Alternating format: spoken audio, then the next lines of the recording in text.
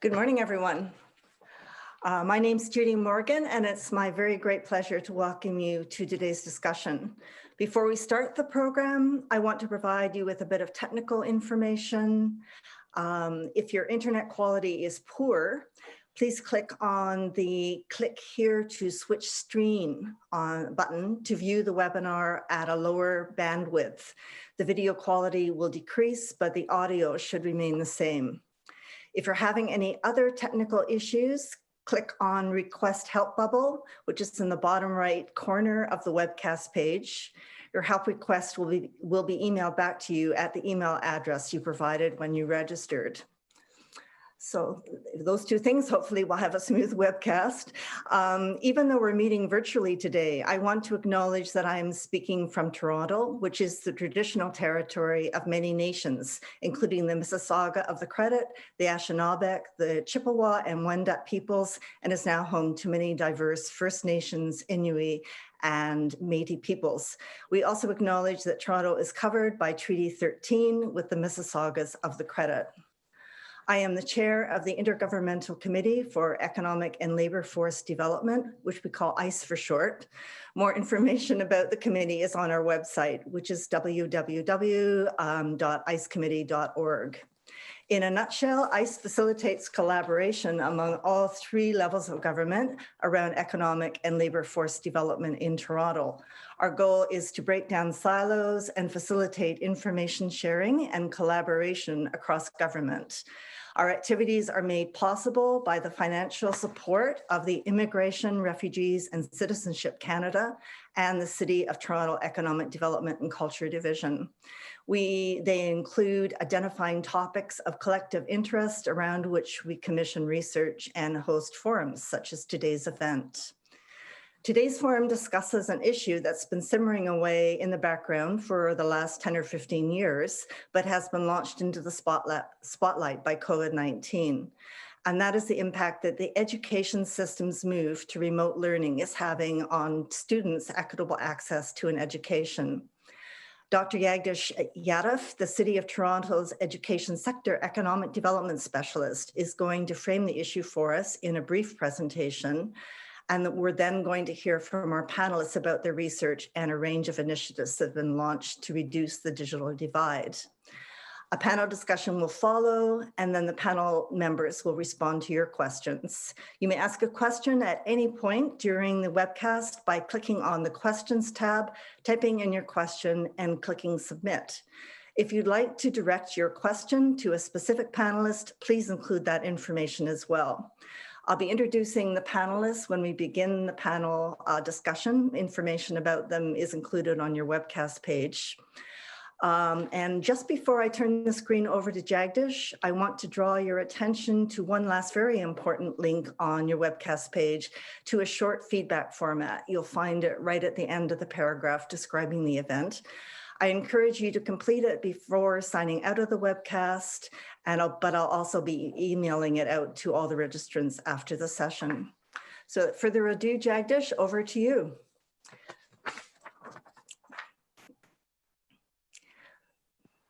Okay, thanks, Judy. I believe everyone can hear me properly. Okay.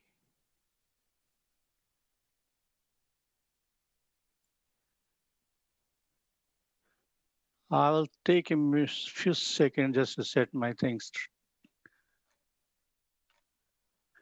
All right. So good morning, everybody. And all of you know that things have changed quite a lot in the last 1 year. In fact, a lot of things have changed, including how do we study, how do we live, how do we solve, how do we socialize, how do we work, and one of the biggest sectors which have been greatly affected is the education sector. If you remember what was the situation in January or February, and then the situation in March and April of 2020. And when the this pandemic was announced, all the institutions, whether the schools or the post-secondary institutions, they became very active and they were really struggling the change. Whether the school authorities or teachers or students, all were kind of struggling. And the impact was huge. So let's see what has changed. Now, the COVID has changed a lot. Now, most of the institutions or the learning has been switched over to online or in the hybrid mode. The teachers and the students who used to interact with each other are doing it remotely. And the uh, the devices, the internet and all that stuff, which was more or less equally available to all the students in the beginning, is no more the case. Because when you go to the school and the kids go to the school, whether they are from rich backgrounds or poor backgrounds or from wealthy neighborhoods or not, they're all having the same place in the classroom. So the school was kind of a level playing player, and but that has no more there. A lot of things on personal level have changed. The mental issues, the supervision, the household situation. So a lot of things have changed, and all these things have made a huge impact on the students, their performance, on the parents, and in society as a whole. So in this presentation, I'll try to focus on one or two areas where the greatest effect is there, and then what have been done so far from different stakeholders, particularly the governments and the society. And but still, all those efforts and interventions are not, I believe, sufficient. So what can be done? That's the topic of today, and then the panelists all are experts in their own way. They will discuss those questions. So let's see, what is digital divide basically? This is the gap that exists between individuals or between families who can afford the digital access, for example, internet, or have the skills, and those who cannot afford those things. So the divide is huge. It's there and all over the world, actually. But mostly I'll focus on Toronto situation. And this can be extrapolated to similar cities elsewhere as well. And the common dividers of this digital divide are generally the access to the internet, the biggest factor, and then the devices which enable the access of internet, and the literacy levels of the families, the parents particularly, and the household situations where they live all together. The main regions of digital device, I mean, just extending from a last slide, internet access. Now, for example, in the city of Toronto, about 2 to 6% population do not have access to internet. There is no internet at all in their homes. And about a third of the households, they do not have the proper speed or proper bandwidth. For example, the CRTC, the Canadian regulator for telecommunications, has prescribed that a good internet is basically where the speed is minimum 50 Mbps. But about 38% household, they do not have this speed. Affordability, another big reason. In Toronto, about 20% population is below poverty line. And the cost of internet is among the highest in the world in Toronto. So a lot of people, they're cutting corners. They are trying to reduce their hydro bills, their other household expenses just to pay for the internet because it has become now a necessity. There are some device programs where you get cheap internet, but that is generally not available, not reliable. The hardware is another situation. Not all families have the good computers or tablets or phones, or they do not have sufficient numbers. For example, a family of 4 people where they need, say, 3 computers if a small child is there, and they have 1 computer. So how do they manage? So those are the issues. And then continuous the technological update on everything, and every day we see new programs and new devices, and then we have to update ourselves. And that is very, very difficult. Even for me, it's very difficult. Another big factor is digital literacy of the household members.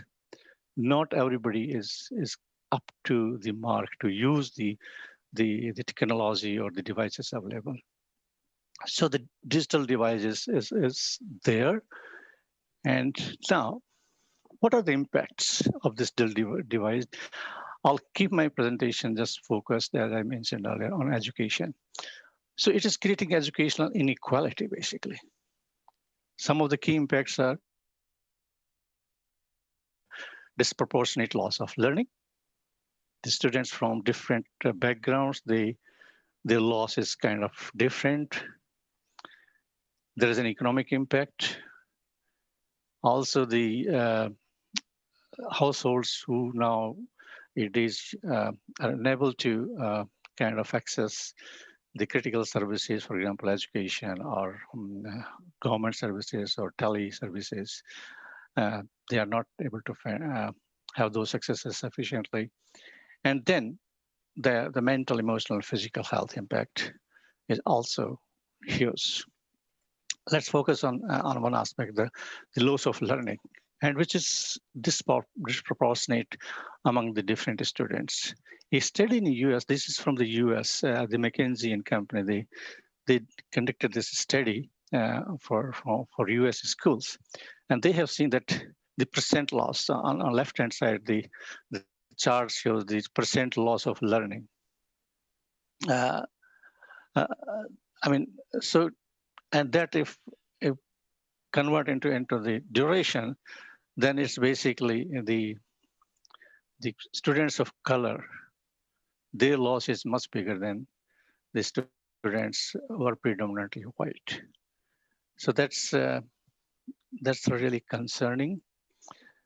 And when they estimated this loss in the long term for 1 year, and considering that the situation remains the same, this loss becomes for 1 year until the June 2021, the students of color, they can lose up to a year of their studies, while the white students will lose about 5 to 9 months, an average about 10 months of loss of studies. That's the situation without kind of doing anything. If the same thing continues as it was in March to June 2020.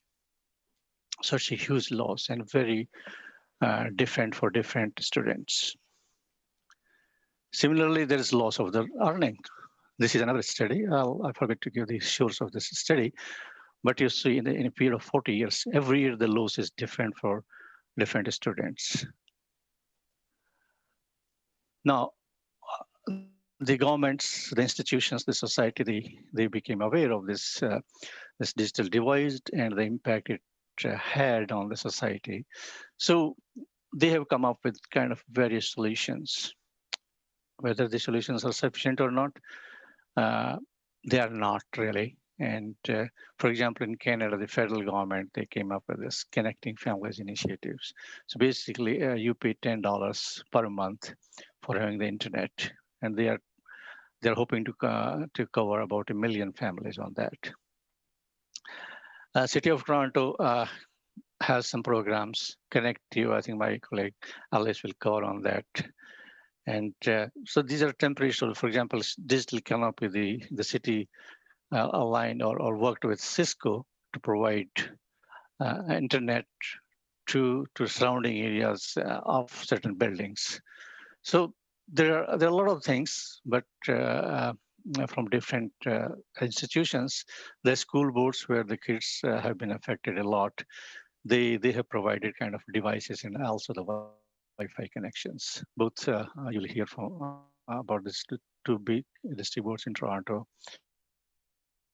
And we have guests from Chicago. They have a very good program called Chicago Connected, and you will hear about that. So a lot of these efforts are being done. They are not sufficient, and how long they can be continued. For example, there are some reports that the company, they initially did something and later on they increased the bills, or they did not continue with their low level.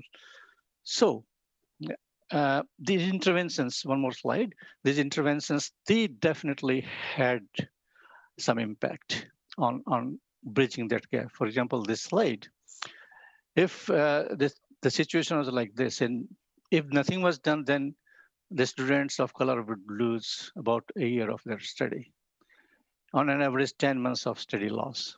But with some of these interventions providing Wi-Fi or devices, those kind of things, the loss is reduced in 1 year period from 12 months to about 7 months, from 10 months to 6 months. So the interventions or these activities definitely helped in this. But the question is whether they're sufficient. Now, these are some of the key issues and challenges, which I believe Judy will lead to ask the panelists, that how to minimize the loss. I mean, we have these things, but how to expand further, how to sustain those kind of programs, what governments can do. And the biggest thing is how the stakeholders can collaborate to maximize the outcomes and minimize the gaps. That's it from me. Thank you. Thank you so much, Jagdish. That was really great. Could you just, yes, you stopped sharing your screen. Wonderful. So as Jagdish mentions, we've got 6 panelists with us this morning, and I'm just going to very briefly introduce all 6 before turning to our first presenter, who will be Alice Yu.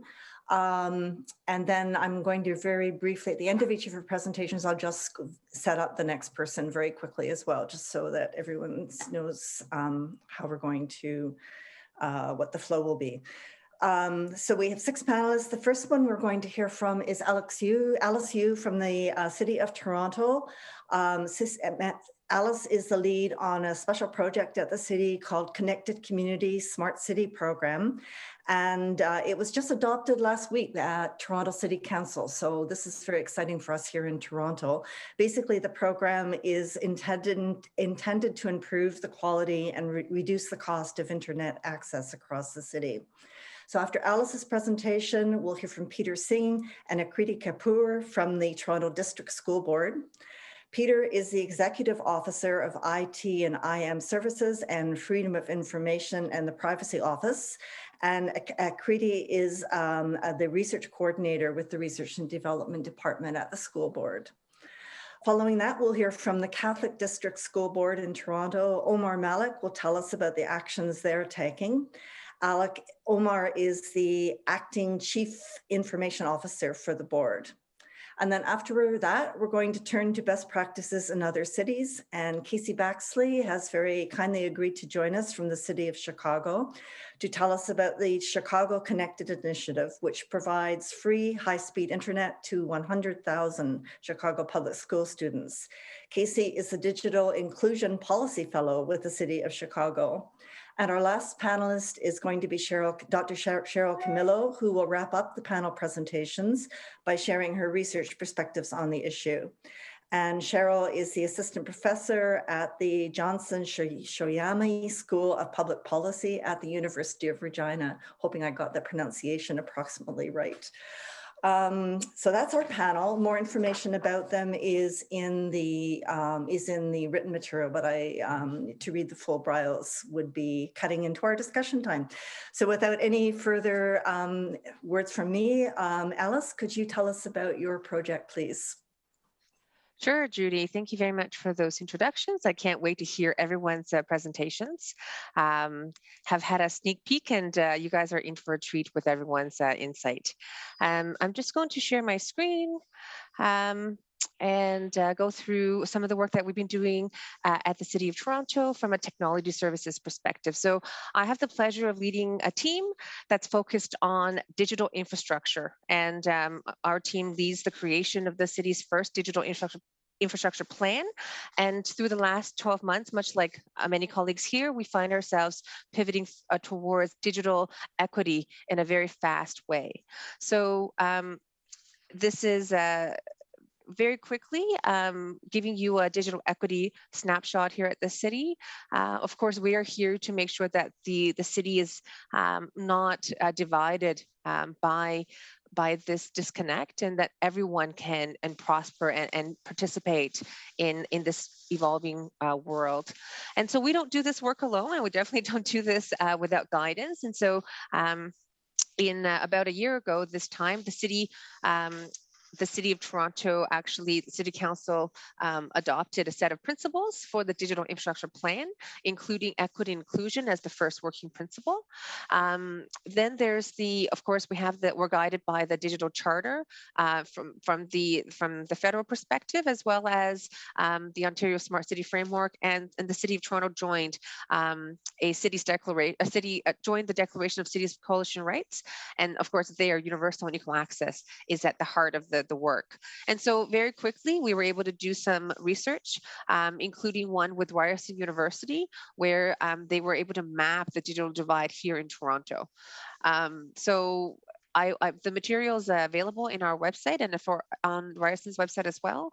But in a nutshell, what we found is, even though there's a very good actually, access to infrastructure in Toronto, there is still a digital divide. In fact, 38% of the people we surveyed, households, did not meet the 5010 megabits per second speed, which is the CRTC definition for broadband.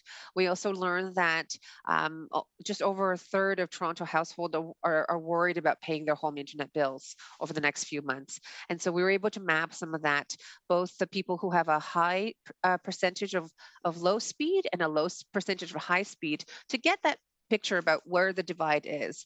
And so I want to talk to you about the Toronto solution to this digital divide, and working with partners, which is the council decision that Judy mentioned earlier. So last week, City Council debated this matter, and we were able to have the matter pass unanimously through council, where council was asking that we establish this program called ConnectTO that's going to put connectivity at the center of the mandate. So it's going to have it's a multifaceted program, including additional free public Wi-Fi in city facilities, as well as some of the other things you may think of the city's already doing on its own property. But the new thing here is creation of a City of Toronto broadband network.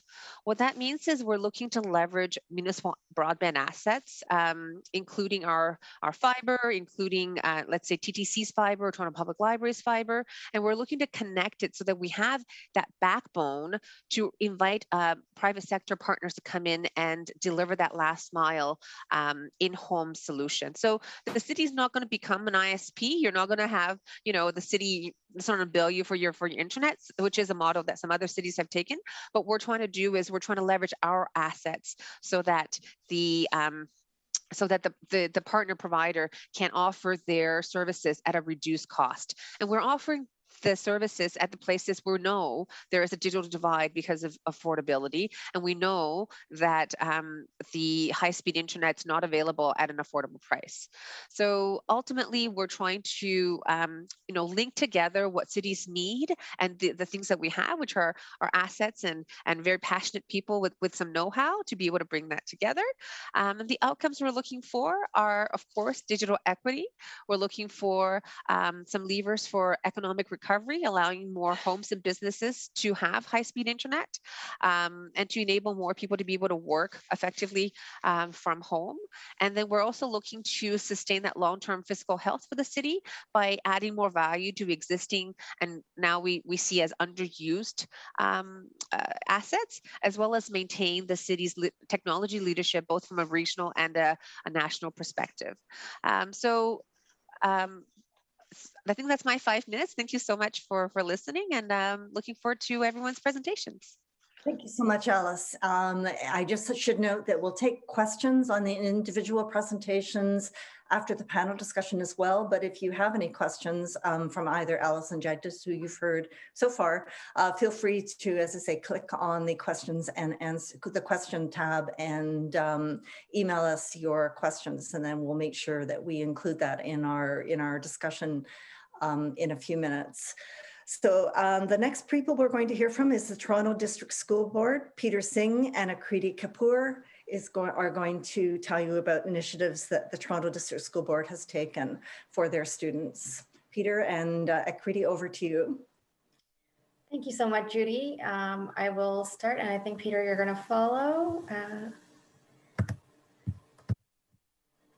Alrighty, so I'm going to share a couple of charts and maps with all of you. The first map that you see here is a map of the city of Toronto, which shows schools with different proportions of students coming from high, middle, and low income neighborhoods in the Toronto District School Board. So this is something that we call the Learning Opportunities Index, or the LOI, which ranks each school based on measures of external challenges that might be affecting student success. The schools with the greatest level of external challenges are the red schools, as you can see here. But it is also important to acknowledge that students in all schools have some external challenges, even those that are in the green region. And as you can see, socioeconomic status is almost concentrated in certain pockets of the city, students coming from high SES or low SES. In our next map over here, this shows where folks requested computers across the TDSB, layered on top of the SES elementary school map of the city. As you can see, the greatest number of requests are concentrated in parts of the city that are coming from the highest socioeconomic need areas, which is right along the west end of the city, and also pockets of the east end, and closer to right alongside over here. And the third map, the chart that I wanted to show you here shows the proportions of students coming from different SES contexts in the two different programs of study, virtual and in-person schools. So as you can see over here, in 31% of students coming from low SES backgrounds are enrolled in in-person schools, whereas 48% of students coming from low-income backgrounds are enrolled in virtual school. And you see the same thing mimicked in high SES students. We have a lot more high SES students enrolled in in-person schools, unlike in virtual schools. And so what we see here is that with the highest proportions of students registering in the virtual school system coming from the highest proportions of social and economic challenges, we worry that our communities with the least amount of potential access to learning technology are the folks who depend on it the most in relation to being successful in their learning experiences across the K-12 schooling system. And I will end there for my bit, and over to you, Peter. Well, thank you, Akriti, and good morning to the panel and everyone who have joined us this morning.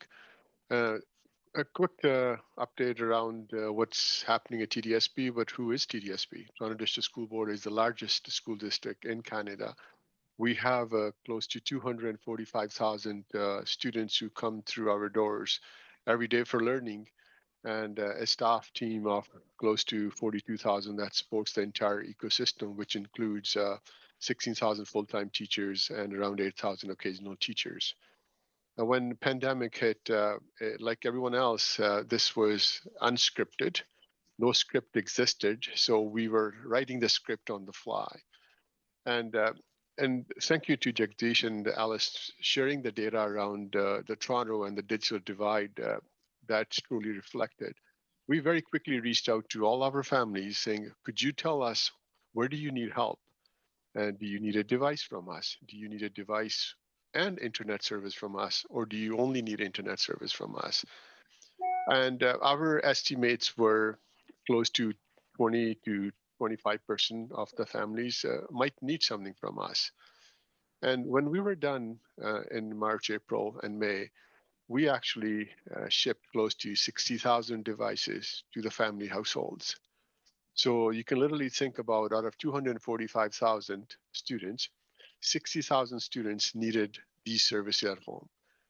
And close to 7,500 students needed internet service from us, which we actually partner with telcos in the city of Toronto to help us out with. So that clearly gave us a real-time data, and our research team and Akriti has shared some of that data, how it's spread across the entire city. So the needs are everywhere. We know some of the neighborhoods, the needs are even more. So that continued, and later in the fall, when we actually launched virtual schools also, and around 80,000 of our students are in actually virtual schools compared to brick and mortar. So we still continue to support those students. Another 13,000 devices needed to go out to those additional kids. So since then, you can see we have literally shipped close to 75,000 devices to our students who needed help. And the requests don't stop. On average, we still get close to 30, 35 requests. Most of them now are more about replacement. They don't like what we give them. They wanted something new. But between 5 to 10, we still get new requests. Family circumstances have changed. So that's a real-time data with us. And I believe when we are pushed into a corner, us as leaders in our organizations have an opportunity to now think about what can we do in the long run. I believe the pandemic is, as Jagdish shared, it's hit education hard. Yes, it did. And I believe this is a fork in the road moment for education. It has truly changed how we're going to learn from here on. So we needed to reshift all our strategies and make sure we are now equally focused on what does it mean learning in a classroom environment traditionally, remote learning, e-learning, online. All those models are at the table. So it's a huge opportunity for us to now look at opportunity. And I'm so glad that City of Toronto, federal and even provincial broadband program that's running in Ontario are all focused on closing that gap for students in our city and also across Ontario. Thank you so much, Peter. That's really, really interesting. I particularly liked your comment about the fork in the road. I agree with you. It's we've sort of survived almost COVID-19's emergencies, kind of got ourselves organized on the fly, and we should all be thinking about the long run at this point. So next on the list is Omar, who's going to tell us about the initiatives at the Toronto Catholic District School Board. Omar, over to you. Thank you, Judy. Good morning, everybody. Hope you can see my presentation. Great. So good morning again, everybody. So I'm Omar Malik. I'm from the Toronto Catholic District School Board. So we are in the same community as the TDSB just presented, our sister school. We are the second largest school in the community with 92,000 students, 14,000 teachers collectively, and 196 schools. Toronto is a diverse community, as you saw from the data before, and we also use informed planning to make our decisions. Our data is collected, we maintain that, we try to organize that around school level demographic information. So that includes census information such as family income, single parent families, unemployment, education, et cetera. We then use a numbering system in order to represent the relative standings within our school board. Similarly to what you saw before with the graph, we also have red tiles that help us determine what the greatest needs are. And depending on the project or initiative, we also sometimes look at factors from low-income schools as well. So specifically, when this pandemic came to everybody, we also had a response, and our response was also one of the main ones was around student device needs for remote learning. So our circumstances as they started off in the beginning of school closures was those last 15 weeks where everyone was had the longest March break they've ever experienced. And we supplied over 10,000 devices. We did that by checking and connecting with families. So similar to what you heard from Peter before, we did at the local level find out from our families and communities what are their needs, their device needs, their internet needs, and supplied based on that real information. When we returned into the fall, we also had to look at virtual school options and a hybrid option. And that generated another almost 3,000 requests from families. As we faced a closure right after the holiday break for these past 6 weeks and returning next week, we took a slightly different approach. So each time there was an iteration and an opportunity to see how we would approach it and do better. We knew leading into the holiday break that there would be a high demand from families, a peak that would be coming to us that very first day when schools were closed. So we worked through that holiday break, and what we did was pre-configure, pre-ship, and pre-stock our schools that were in need of the most based on our data. And that's when we really leveraged our socioeconomic information and school data information to really see where we should send those computers. So that proactive stocking really helped out. I think in that first week, we supplied out another 2,500 computers of that 5,300. We continue to receive requests, not at the highest rates that we used to see before, but they are still steadily coming in. And so what you see here is sort of a point in time snapshot of right now, we're at about 20% of our students have need a device and continue to have a device for remote learning. And 2% of our students have internet along with that device because either the internet at home does not exist or is inadequate. So as we look forward and what we see, we continue to connect and check in with our families, respond to various challenges in the home. That could be moving between parents, that could be the whole family having to move, that could be any number of needs. Maybe they were trying to make do with a couple of computers, but actually have more kids than that. So now those changes need to be addressed, or internet as well is a factor. So that check and connect allows us to respond. We continue to take requests from families.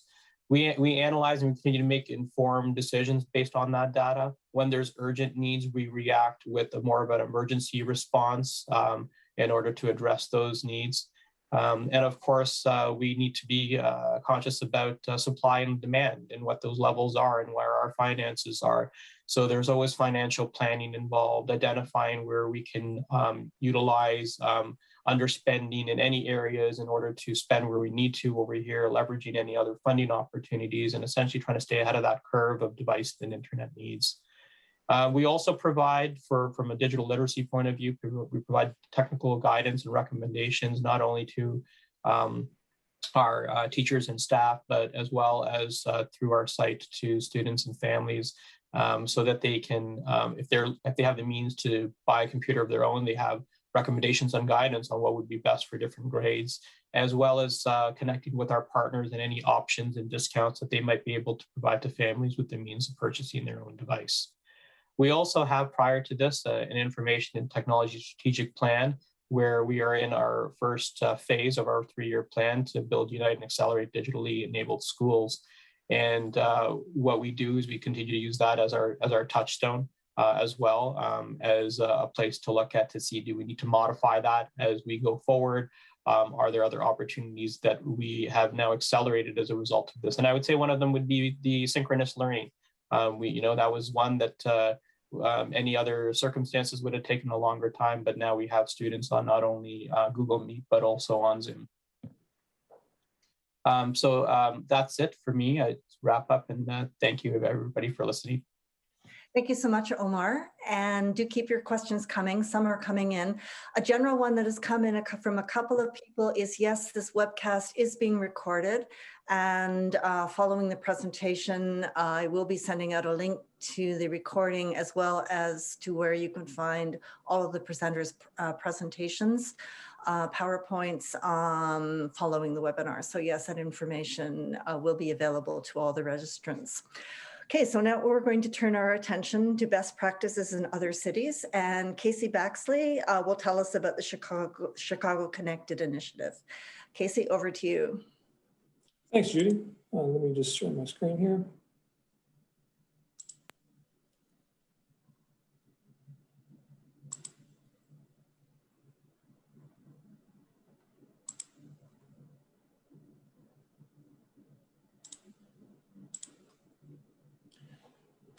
All right, everyone see that okay?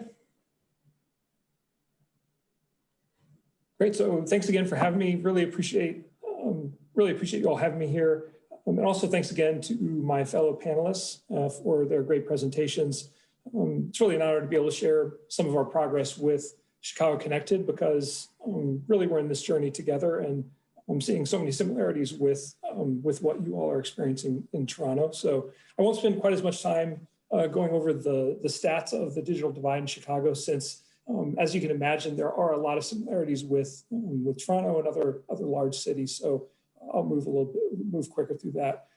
So one thing I should point out is that while Chicago Connected was really an immediate response to the pandemic, we really look at this as just one first step in the much larger project of providing internet access to all Chicagoans.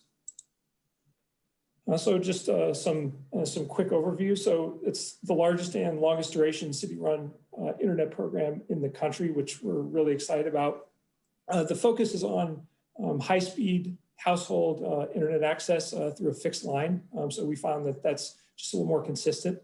But we also have a high Wi-Fi hotspot component that is focused on students in temporary living situations, or in homes that can't get a wired connection. So at the bottom there, this is just one of our billboards we've had running.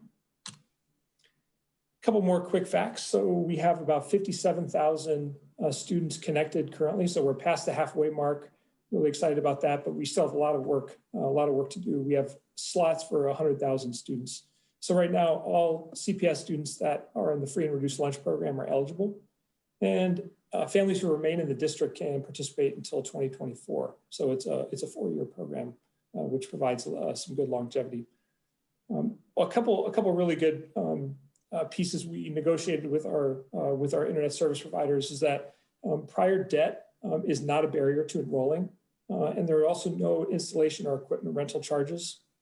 In addition, providing a social security number or a credit or background check is not required either. So we found that this is really important because we know that these are some major barriers that trip up a lot of families when signing up for internet access. And during the pandemic, sadly, even more families have had financial difficulties that have caused them to fall behind on bills. So this was a key piece of our program that we worked to negotiate.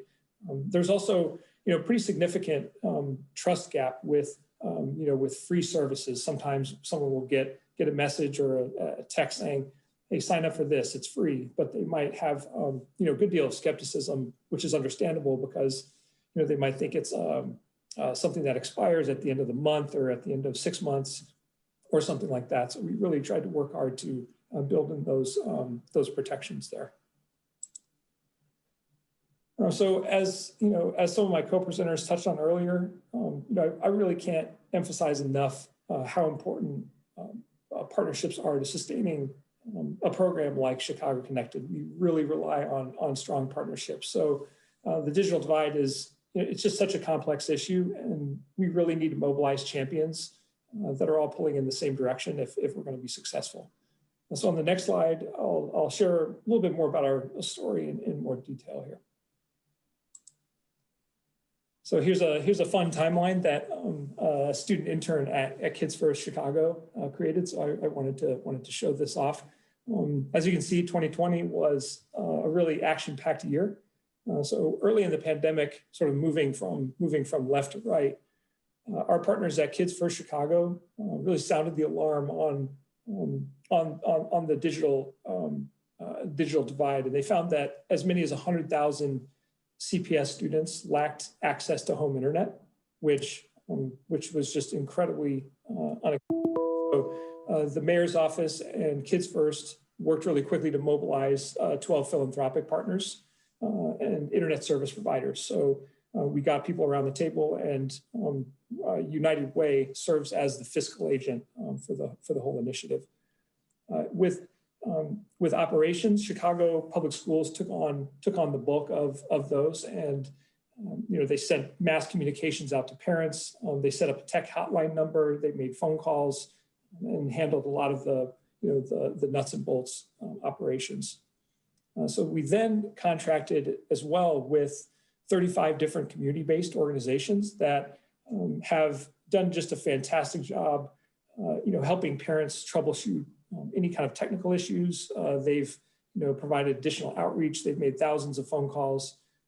And one of the key pieces that they've helped with as well is just providing sort of ongoing digital literacy education and walking parents through, through anything they need with digital literacy. So as you can see, sort of around the September timeframe, we saw a nice lift in signups. We went from 30 to 46,000 signups once CPS and community-based organizations kind of started working in tandem. So we saw a nice jump there, and also some more recent exciting news. We've expanded eligibility significantly. We formed a digital literacy guiding team that's working on sort of the larger picture of what digital literacy needs there are in Chicago and how the city and community-based organizations and government can address them. We also have just launched a household survey, and we're getting a ton of great actionable data back on that, just based on how families are feeling about the program, what kind of digital literacy needs they would like in terms of online courses and other support services like that. So I have the privilege of working with a project management team that's comprised of all these key partners that I just mentioned, and we meet twice a week to assess progress and discuss strategy. And I think that that's a really key piece of the success of Chicago Connected. We have a really close-knit group that gets together and just it just goes through all the successes and challenges and next steps. So in short, again, we've made a lot of progress, but there's still so much work to be done, and really glad to share that with you all. I would definitely recommend, if anyone would like to learn more, visit our website. And we have a ton of information on here just about the operations of the program. We just added a toolkit page that has a lot of our historical documents on on operations and financing and different things like that. So we want to make sure that we're sharing any best practices we come across with other cities. So be sure to check out that page. So I thought I'd end here with just a really quick video. These are some families that are participants in Chicago Connected, and just wanted to let you hear their stories a little bit.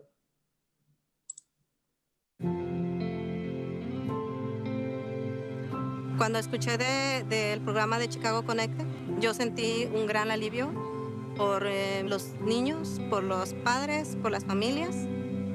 With my kids having internet access, their chances of being productive members of society is 10 times greater.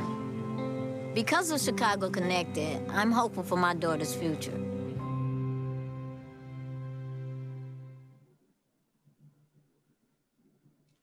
Okay, so sorry about that. So those were parent advocates of the program, and they're also participants. And that's another really key component of the program, is that we want to involve families, we want to involve communities, and we're making sure that we have just a constant line of communication with the communities that we're serving with this program. So with that, I just want to say thank you again. Feel free to reach out if you have any questions. Like I said, we're in this together. We should be sharing ideas, and I'm just so glad to be here with you all. So thanks again. Thank you so much, Casey. That was really interesting, and I look into getting into a deeper discussion in the panel discussion about the similarities and differences and the partnerships you've built there. Great. So last panelist is Dr. Cheryl Camillo, who will wrap us up with a research perspective. Over to you, Cheryl. Thank you, Judy. And kudos to the City of Chicago and the City and School Boards of Toronto for your great leadership in taking action to expand digital access during the pandemic. It's very impressive. Since each of you have, in your presentations, talked about wanting to sustain and expand the initiatives, I thought I'd focus on offering recommendations for the future.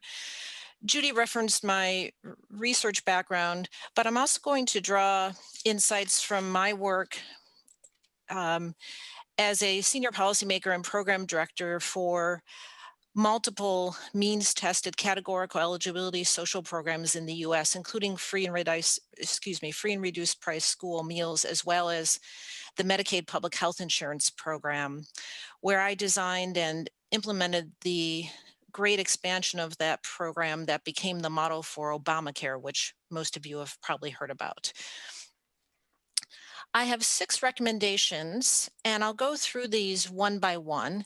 Some will be more useful in the short term, and some will be for consideration for the longer term.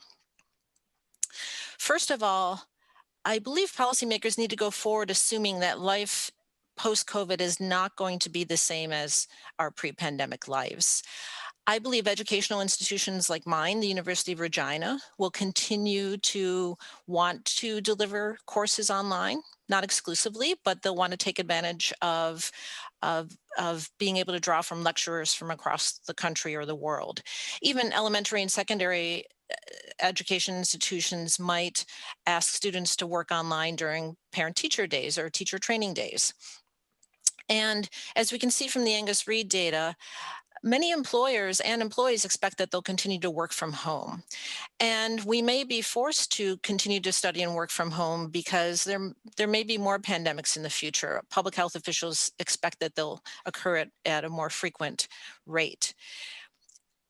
And this shift of activities to the home suddenly is basically added new dimensions to the digital divide because it's compressed studying, working, accessing services and socializing via the internet into the same space and time. Many of us were connected before, but we spread out our digital activities over time and over space. But this compression has resulted in even families that have had access to the internet can afford higher speeds or broader internet packages, having difficulty accessing the internet at key peak times of the day. And this has particularly affected women who are more likely to be at home and to stay at home with kids who are, for example, studying from home to work and care for them during the day. So I encourage policymakers when they're surveying their populations to understand the digital divide that they make sure to include in their samples an analysis of gender and households to capture the she-cession that's resulting from women having to drop out of the workplace due to the inability to work at home digitally. Household circumstances can change. So even if heads of household want to stay connected to the internet, they may be more concerned about keeping the roof over their head rather than the connection to the internet. And most economists expect that there will be lots of mobility after the pandemic because of the inability to pay rent on the part of many households. Toronto is already a very mobile community, and so this may very well impact digital connectivity in the Toronto area. You can see from this data. So initiatives like Casey talked about, where connectivity is provided via Wi-Fi hotspot, might be the best way to go in many circumstances. Several of you, including Yegdish and Alice, mentioned that we are now thinking of digital access as a right. And I think because of that, we should now think of it as a public good as well. Perhaps it should be provided through a public utility like telephone service, hydro, electricity. I heard Alice say that Toronto is not going to be the internet service provider for all of its residents, so I won't linger on this point, especially because I know that your communities are trying to leverage all of the public assets to expand coverage as much as possible. But what I will do is spend a little time talking about how, if your jurisdictions aren't going to provide through public financing universal connectivity, how you might fill some of the gaps in the initiatives. This is a model I recently published that shows the steps that individuals and families must go through in accessing benefits from public programs. First, they must be aware of those and motivated to apply, and then there's different steps in the application process before they receive the benefits. They may even have to take steps to remain eligible and renew their eligibility. my experience in working with programs, including Obamacare, is that as long as programs are selective and target only certain groups of the population, take up is never 100%. Even after Obamacare, 10 to 11% of the US population remains uninsured. However, there are steps that do increase enrollment. One is to consider auto-enrolling families that you think through your leveraging of data, like Omar and Peter referenced, might be eligible. So rather than ask them to apply, auto-enroll them, give them a chance to opt out if they don't want that connectivity. You can use data linkages to do that. I know there was a reference to the Connected for Success program where families who are part of that in the Toronto area sign up with Rogers and pay a monthly bill. It's a minimum bill of say $8 to $10 a month, but still in my experience, and the research shows that many families can't afford the $8 or $10 a month, or perhaps they're too busy and they don't pay it and they fall off and then they'll lose their connectivity. So there could be innovative ideas for helping families manage to pay the bill. Perhaps an arrangement can be made with Rogers or other internet service providers to add that fee to a utility bill, which families will be paying already, so they don't have yet another bill, the Rogers bill, to pay. And think about with these programs to connect individuals to not require renewal of eligibility to stay connected or to keep their devices. And if it's essential for perhaps fiscal purposes to have them renew eligibility, try to extend the time frame so it's not 1 month, 6 months, but a year or more. Finally, I believe governments need to address the problems that rapid obsolescence of technology have caused. Peter said that families have come back to the school district asking for new devices. I suspect some of that is preference, but some of it might be because our technology is changing so much that while a device might work one day, there are so many updates that 2 months later that device doesn't work or doesn't work as fast or as well.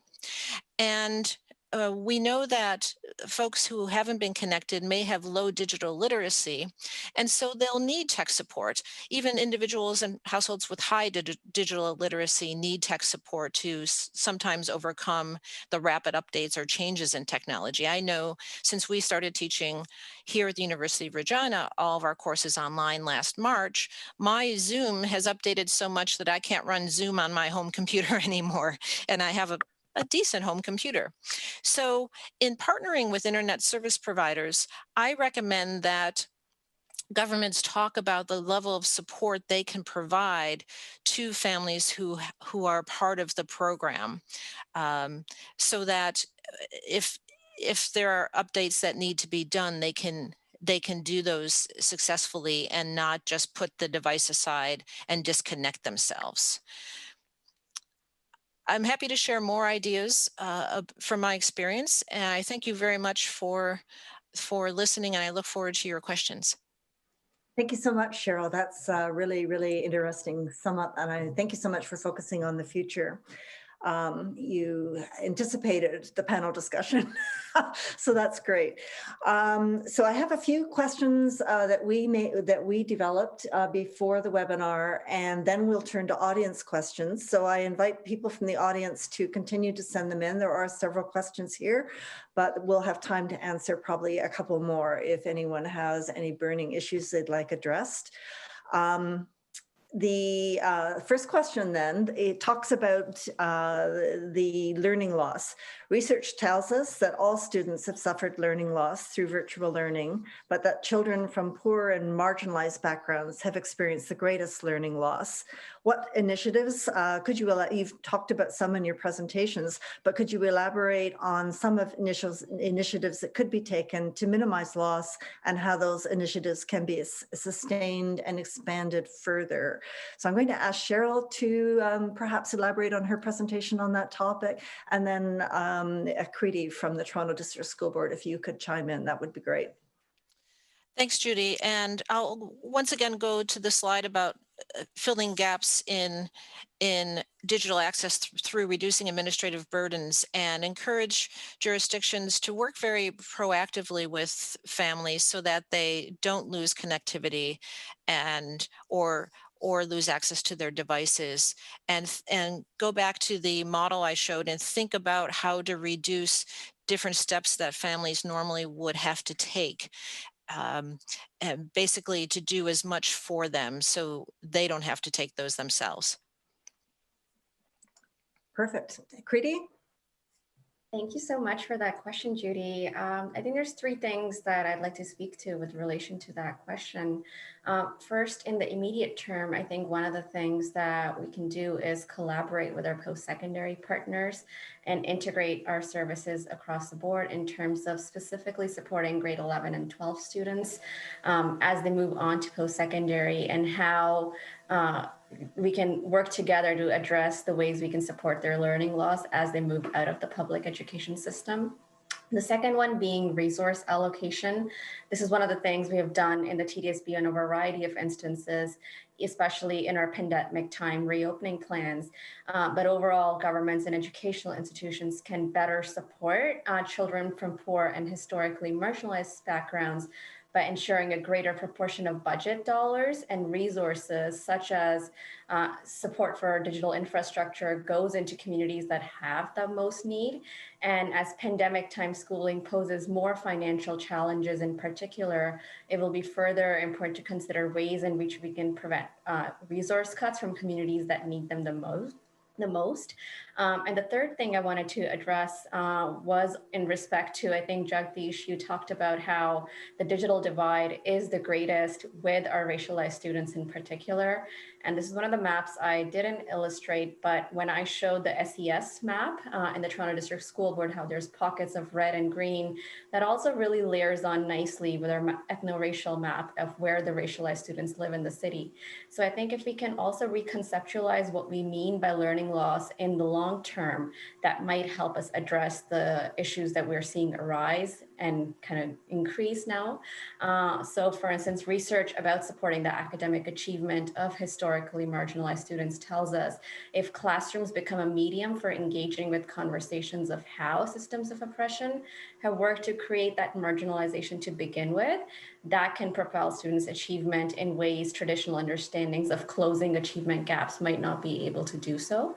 And this is one of the things we're actually starting next week in the Toronto District School Board with 71 of our middle schools to target literacy achievement for historically marginalized students who have underperformed in literacy historically, but are also likely experiencing the most learning loss in the system right now. And the work we're doing there is centered on a culturally and historically responsive literacy framework, which recognizes to close achievement gaps, you need to look at the notion of learning loss from these lenses of sociocultural needs of such students.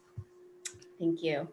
Thank you so much. I'm intrigued by, all 3 points were really interesting ones. Is anyone aware of any initiatives currently underway to try to partner, as you mentioned, or liaise to a greater extent between the high school level and the post-secondary level of education to try to help people going forward as they move into the post-secondary realm? Certainly something. I don't know whether those dialogues are going on. Perhaps I know that some of our audience is from the college system in Toronto. Perhaps if anyone has any insights, please send them to me, and we can revisit that as part of the later discussion. All really interesting points. I can make one quick addition there, and I don't know a ton about this program, but I know here in Chicago, the city colleges just launched a new program called Career Launch Chicago, and they're building a bridge between career and technical education programs at the high school level. And so I think their focuses right now are IT and healthcare roles. So they're getting introductory, technical courses at the high school level. And then they start an internship their senior year of high school, and then they do another second year internship during their first year at the city colleges, where they're matched with a job placement, and they're working 20 hours per week and getting paid, but also learning those on-the-job skills that are directly related to the coursework they took in high school. So this is a pretty new initiative, but I'm really excited to see how it turns out here in Chicago. Really interesting, thank you. So we next turn to the need for government action. In your view, what is the most important gap in government action, I guess this is really in Canada, that is needed to address the digital divide? And I'm going to ask Peter to comment on that, and then Alice. Thank you, Judy, for the question. I think we have seen quite a bit of activity on multiple fronts, and the government's made commitment at a federal level, at a provincial level, and they do establish some of the targets, and they've been funding programs with telcos to discount some of those services. So it's been a work in progress, I will consider at this point, but I think I would like to take it to the next step. And we talk about why it's a necessity, why it needs to be like electricity in the house. And if we want to really close the gap, I think we needed to look at where the challenges are. And we heard about why some families might not be able to afford that $9, $10, even if it's a reasonable cost. So I think we needed to, the way we give people tax breaks, if we actually now create a container in the same way around internet tax credits or funding, which arrive monthly just for that for the family. So to me, I think that's another opportunity to engage these folks. I know in Toronto Public Housing, Rogers have a cable presence in all those units, but all units haven't accessed that service. It's sitting there dormant. So I think some of these families who are so busy with their day-to-day life, and people are juggling so many jobs, they don't even have a time to think, sit down, what's available to me? So I think some of the folks are not aware of these opportunities which are available to them. So that's another piece. And I think in my mind, we learned during pandemic too, we always talked about parents play a very important role in kids' education. Of course they do. But during pandemic, every living space, dining room has been turned into a learning pod. And think about a parent now trying to manage 2 or 3 kids and also have a full-time gig. They needed to be online and connected. How stressful that whole environment gets, right? So I think we needed to see how we can actually support those families. I think the data we saw from the University of Regina's presentation was on the parent support. So the parent literacy is important. And we also needed to run programs where we actually encourage the kids who are exposed to technology at the school become digital champion in their households, in their neighborhoods, right? So we need to fundamentally celebrate those things, encourage those things, so we can actually, remember, it's all about crowdsourcing. Crowdsourcing is not just dumping all this work related to government funding. I think we all have equal role to play at every single layer. It doesn't matter, it's federal, provincial, City of Toronto, Toronto Catholic, Toronto Board, and us in our own roles within our organizations. We're a big organization. TDSB is a $3.4 billion commitment taxpayers make to the City of Toronto. So I think there is opportunity, and we always talk through the lens of equity. Where is that opportunity? I think this is where the opportunity is. We need to shift our programs, and you can't spend millions to turn things around. But if you have a continued support way, Chicago is trying to get to that subset of the kids. Toronto Public Schools have over 600,000 kids in their system. Mm-hmm. And they established a program. Can we get to where the needs are? I think we needed to look at these opportunities and build on it. So I think it's a partnership. I think the government needs to a little bit more when it comes to tax breaks for those families who need it. They know the information who are below that threshold when it comes to yearly income. why not encourage telcos to partner with those families so we can close the gaps on that front?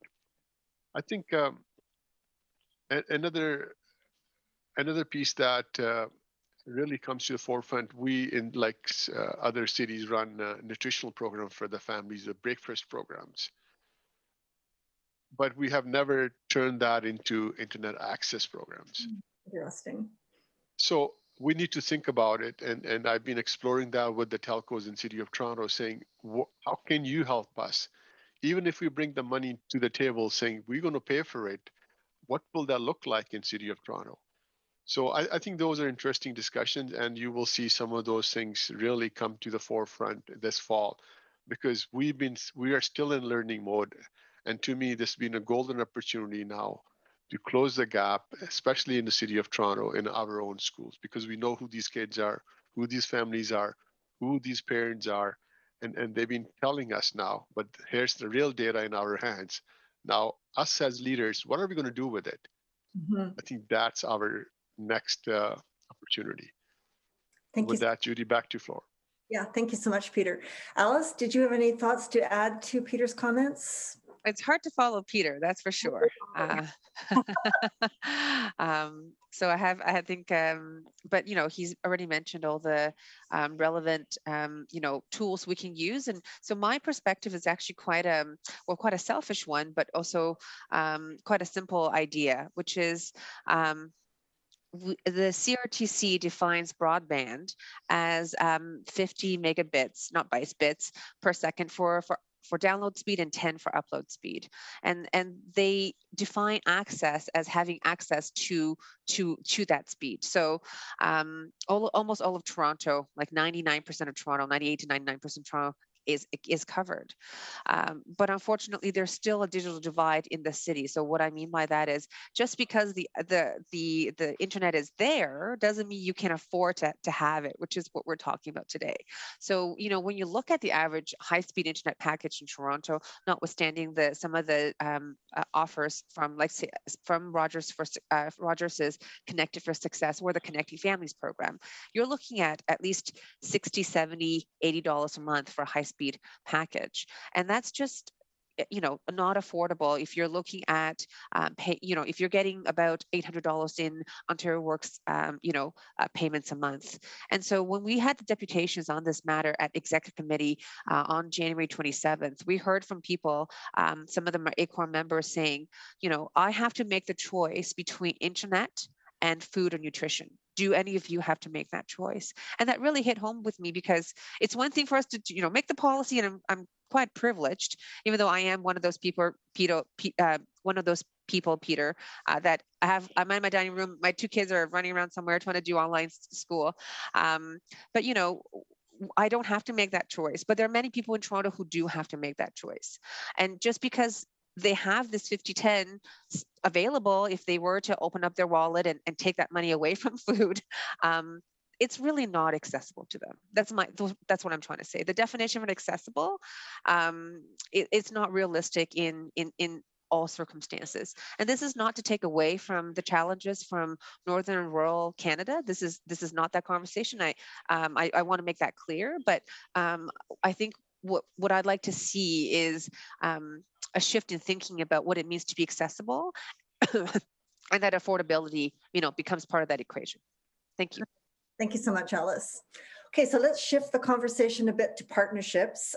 We all understand that there are many different stakeholders, including school boards, educational institutions, parents, on and on it goes. Many, many different stakeholders in the business of supplying internet and devices and learning how to use them to everyone.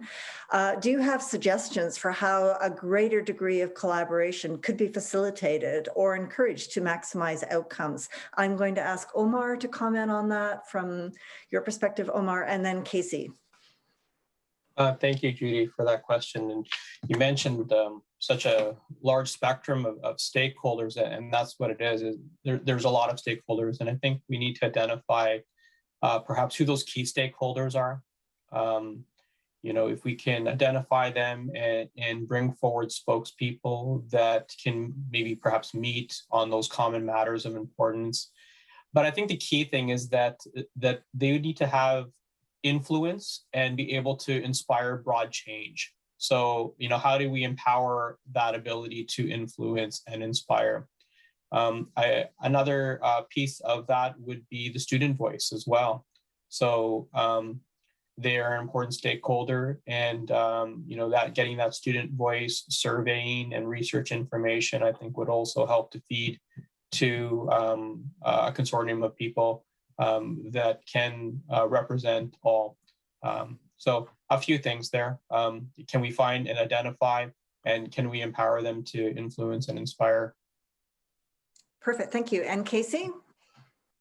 Yeah, just going back really quickly to a great point that Peter made about digital literacy. One of the things that we've found since launching Chicago Connected is that it is not enough just to connect someone's household to the internet and say, okay, you're set. There's so much more that comes along with it, and so we're finding that many families, they get that internet connected, but they may not know how to manage the network. So there are all these fine details about where you place your Wi-Fi router in the house. If it's near a microwave or other devices that might interfere with it, that can interfere with the signal. Sometimes, like Alice mentioned, you have multiple people on one signal, and if you have too many devices, it can slow down the network. And so we've actually worked really hard with our internet service providers, and they've actually come up with some additional educational material in multiple languages that can actually help parents sort of understand how the network operates and how you need to control the devices. So I just thought that was a really good point, because you have to really provide more than just a connection. You really have to think about digital literacy in a broader sense. So in terms of collaboration, one of the more recent phases I'm really excited about with Chicago Connected is our digital literacy guiding team. So our partner Kids First helped convene that group, and it's made up of nonprofit organizations, people in workforce development, tech experts, the city of Chicago, the city colleges, Chicago Public Libraries. So basically we wanted to convene a group that is looking at digital literacy from multiple different angles. And one of the first things they did was just conduct an assessment of all of the resources that are out there in Chicago, but also free resources like Coursera and Google Grow with Google and LinkedIn Learning, those kinds of things. And so we're putting together a comprehensive list of resources there, but then they're also identifying gaps. And one of the ways that they're doing that is they've launched a stakeholder survey to all of our Chicago Connected families. And that's been really successful so far. They made sure they went through it line by line and created the questions in a way that are accessible and understandable. And so we've gotten thousands of responses back from that survey. And some of the great things we're finding out is that the vast majority of people in Chicago Connected want additional supports. Many want just basic support with Google Classroom tools that are used for remote learning. But that was the number one thing people requested. So we're kind of working through this list of items and trying to figure out how we can develop coursework where something doesn't already exist. So I thought that was a good example of collaboration between different stakeholders in that digital literacy space. Thank you so much. I think that survey could well be a really good resource for people everywhere. Maybe the numbers would vary a little bit from place to place, but I imagine the issues that your stakeholders have brought to the surface would be similar issues to in most other jurisdictions. I'm so excited to share it, and I can't yet because we're still collecting it, but I'm very excited. Once that's available, I'll share with this whole group. Okay, that would be great. And I can communicate it to the people who've registered through either our website or directly emailing you. That's great. Okay, I've got some questions from the audience. Let's see, one is sort of picking up on a theme that we talked about before, is how are panel members working to better communicate the supports that are available to the most needed families? So the school boards or really anyone can jump in on that one. Who would like to take a first stab? So communication to the families in most need. How is the school board doing that? Is it just a request basis? Are teachers monitoring students who aren't in their class, or how does it happen? Yeah, I could start that, Judy, if you like. So there's a combination there. Absolutely at the local level. Teachers continue to take attendance, whether it's in class or in virtual. Absenteeism, disengagement is very important to know what's happening there. So, there is that local check and connect that continues to happen. Information is gathered from those sources and other sources, as we know from information we get. We communicate in a variety of mechanisms. We have our public meetings where we talk about such items, motions, and such might come up for us to take action and report back on what we're doing. There's that medium.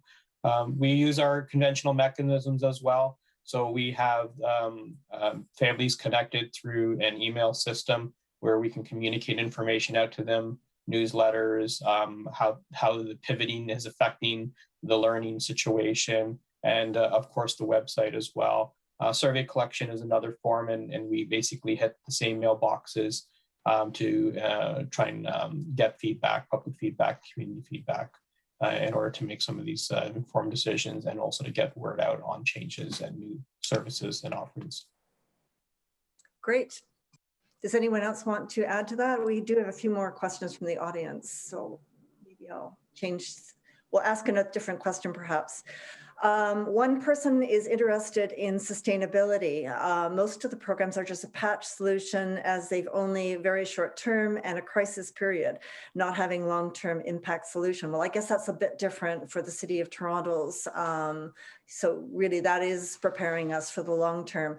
Do either of the school board representatives want to comment on whether they envisage their programs having a life beyond the lockdown and when we can invite students back to the classroom? Omer? Judy, I'll take that one. And I think that's where I see the opportunity. I keep talking about it. I think I wanted to treat what has happened during pandemic as a learning opportunity for us and real data in our hands now to build a sustainable program.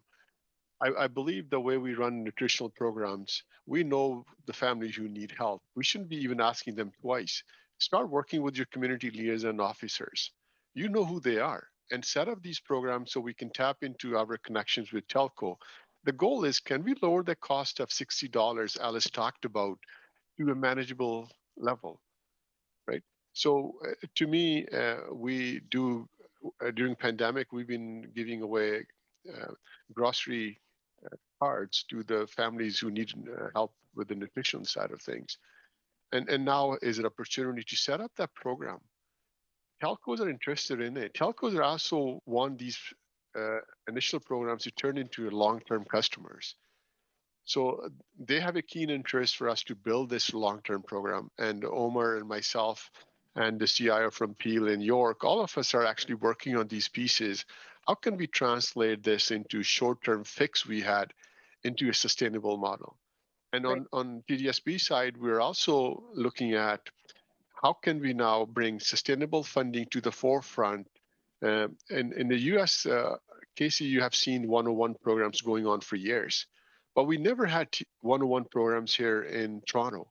So now I'm actually bringing a report to the trustees in the near future saying, can we look at this and how can we fund it?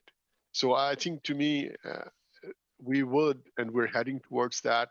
So this can't be a short-term fix. If we want to really impact the next generation of learners and have a better outcomes, so our kids are global players, not local players when they finish high school, I think this is our golden opportunity to make it happen in over the next 2 to 3 years. Thank you so much. Thank you so much. There are a couple more questions from the audience. I think I'm going to try to squeeze one more in, and then any if you have sent questions that haven't been answered, I'm going to try to organize a response after the session to you, so don't feel you've wasted your time. One of our audience is interested in whether there is, the school boards have any information on how lower income families are choosing virtual school are able to manage this. What type of family or employment structures are facilitating these decisions? Are the adults in these families leaving their employment to stay at home with children to engage in virtual learning? Do you have any insights on those sorts of choices people are making? Either school board or Chicago too.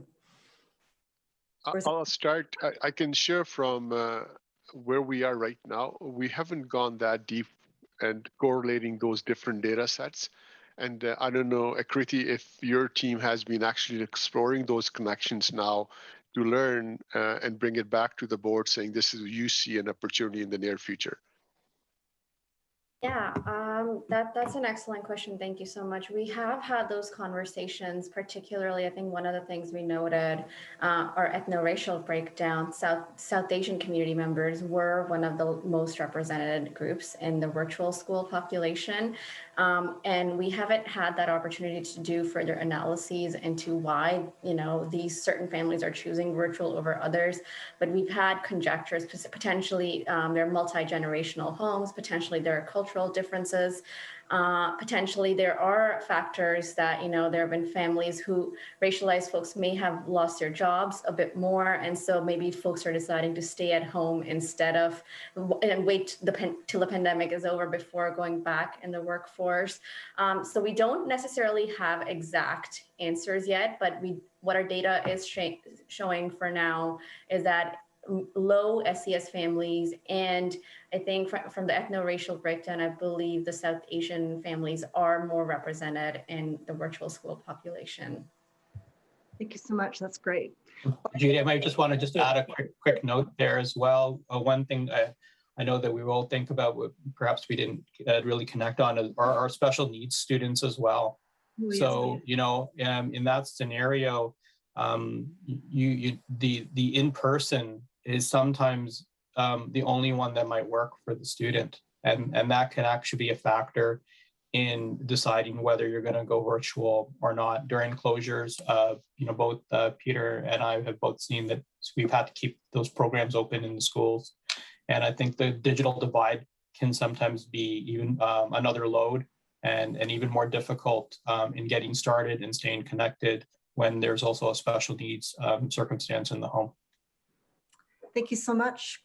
Well, this has brought this session to a conclusion. So thank you so much to the panelists for your time in preparing your presentations and sharing your insights on this really critical topic as we both survive the next few months. We hope it's only the next few months, and look to the longer term, because I think a few people have mentioned the new normal is going to be a different normal than the 2019 normal. I think we definitely have embraced the digital world, which has just advanced all of the previous inequities to such an extent. I mean, internet and digital literacy is no longer a privileged option. It is a public good that everyone needs access to, and we have to fast track greatly achieving that goal. The information has been recorded and will be available. I'll be sending out links to all the registrants. Please do give us your feedback by clicking on either the survey link on the webcast, or, as I say, I'll be sending it out later today to all the registrants as well. And if you have any questions following up too, you can always email us at the ICE committee, and I will endeavor to get your questions passed along to the appropriate person who can respond. So thank you so much for your time, and enjoy the rest of your day. Judy, want to say Judy. thank Thanks, you everyone. to your time and effort to bring us all together and giving us an opportunity and a panel to share our thoughts and experiences with everyone across the country. Thank you very much for you being a champion on this front too. Cheers. Thank you. Cheers. Thanks, Judy. Thanks, everyone. Bye. Thanks. Thanks, everyone. Jagdish. Thank you, Judy. Bye-bye. Bye, everyone. Bye.